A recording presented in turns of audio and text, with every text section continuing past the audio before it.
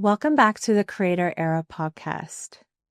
This is a reminder to realize that this is a space where we can think together, a space to expand, and remember that being a human is beyond our performance, and we're actually here to create. And this is where I want to talk to you about a little bit more today.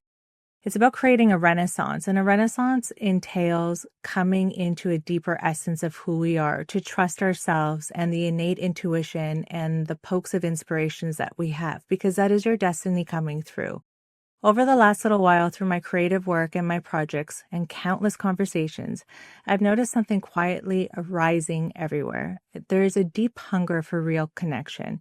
People are really searching for more than just highlights and headlines. They really want story, raw, honest, and human, bringing through the humanity that we share with each other. We scroll through millions of lives each day, but do they really touch us? Our platforms promise connection, yet we often feel more alone than ever. We see success celebrated, but not the space in between, the uncertainty, the doubt, the long nights of that deep unknowing. And yet, that's the part that actually connects us all. That's what humanizes life. That's the medicine, the shared human journey that reminds us that we're not alone.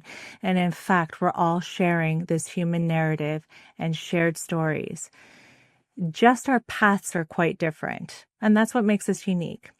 Imagine if we asked, what do I need, instead of it, what do I need to achieve today? What can I create for humanity today, and why?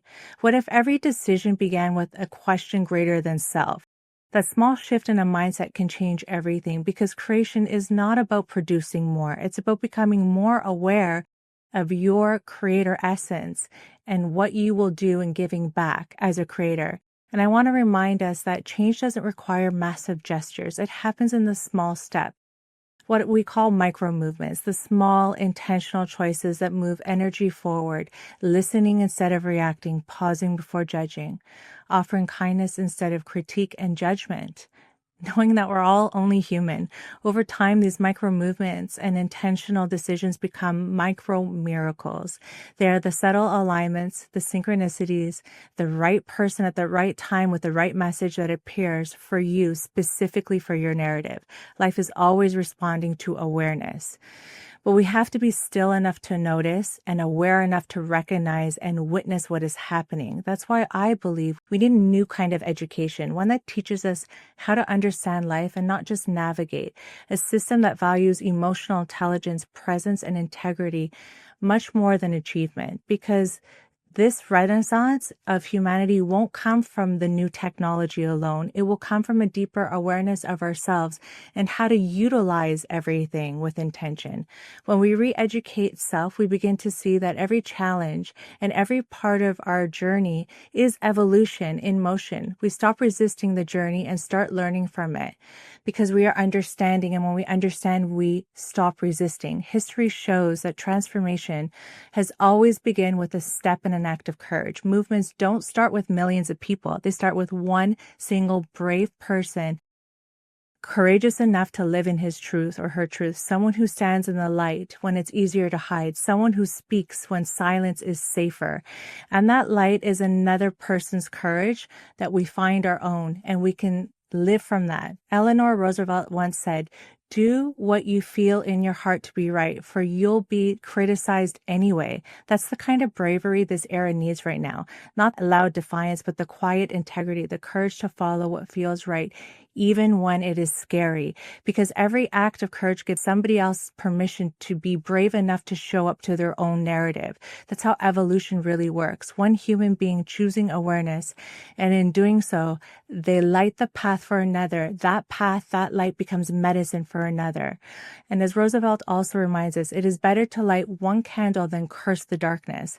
That is the work of a creator, to keep lighting candles one at a time, even when the dark is overriding, because that light creates illumination. This to me is what the creator era stands for. It is a time to remember that creation isn't limited to art or innovation.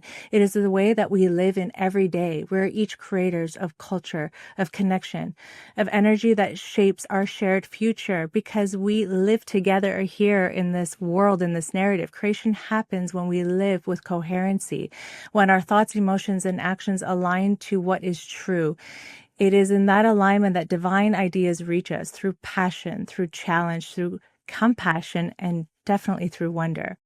And in coherency, inspiration stops being random and starts becoming relational because it is understood, and life begins to collaborate with us because we collaborate with life. So as you listen, I would love to leave with you this one thought.